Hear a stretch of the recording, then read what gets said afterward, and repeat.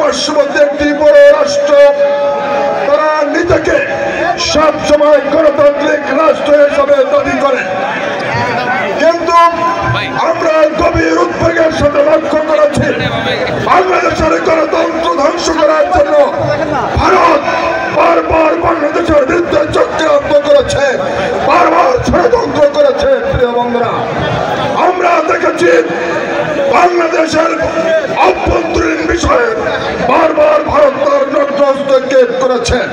ভারত সীমান্তে একাধিকবার হাজার হাজার বাংলাদেশি জনগণকে, নিরীহ জনগণকে গুলি করে হত্যা করেছে।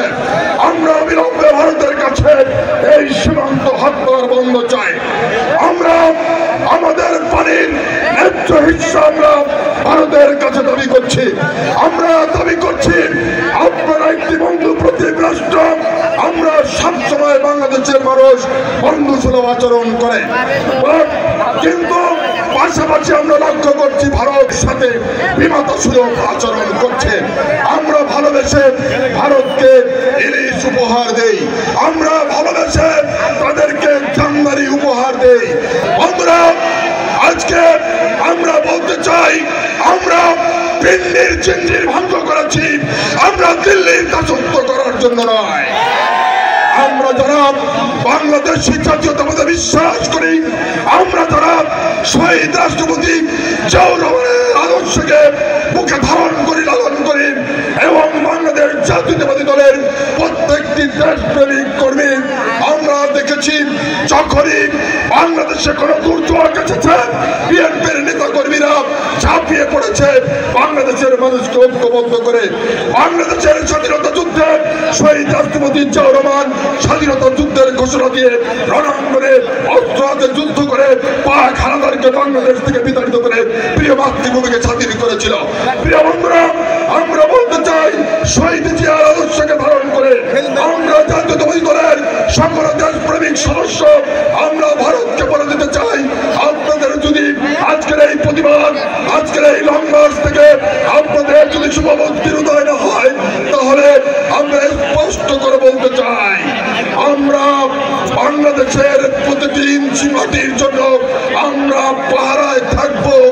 আপনারা বাংলাদেশের ওই চট্টগ্রাম দাবি করেন, কিন্তু আমরাও তো সিরাজউদ্দৌলার সেই পশ্চিমবঙ্গের আমরা দাবি করতে পারি, ওটা তো বাংলাদেশের অংশ।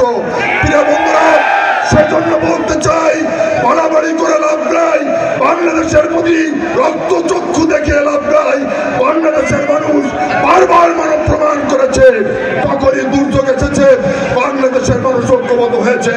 আগস্ট বিপ্লবে আরেকবার প্রমাণ করেছে ফ্যাসিবাদকে বাংলাদেশ থেকে উৎখাত করেছে বাংলাদেশের মানুষ।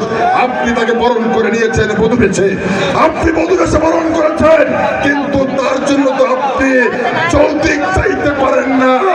আমরা মোদীকে স্পষ্ট করে বলতে চাই, হাসিনা গিয়েছে বাংলাদেশে, এই বাংলাদেশ শহীদ রাষ্ট্রপতি জিয়াউর রহমানের বাংলাদেশ, এই বাংলাদেশ খালেদা জিয়ার বাংলাদেশ, এই বাংলাদেশ তারেক রহমানের বাংলাদেশ।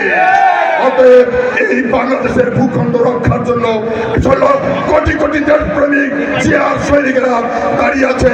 অতএব ষড়যন্ত্র করে লাভ হবে না, ষড়যন্ত্র ক্ষান্ত করেন।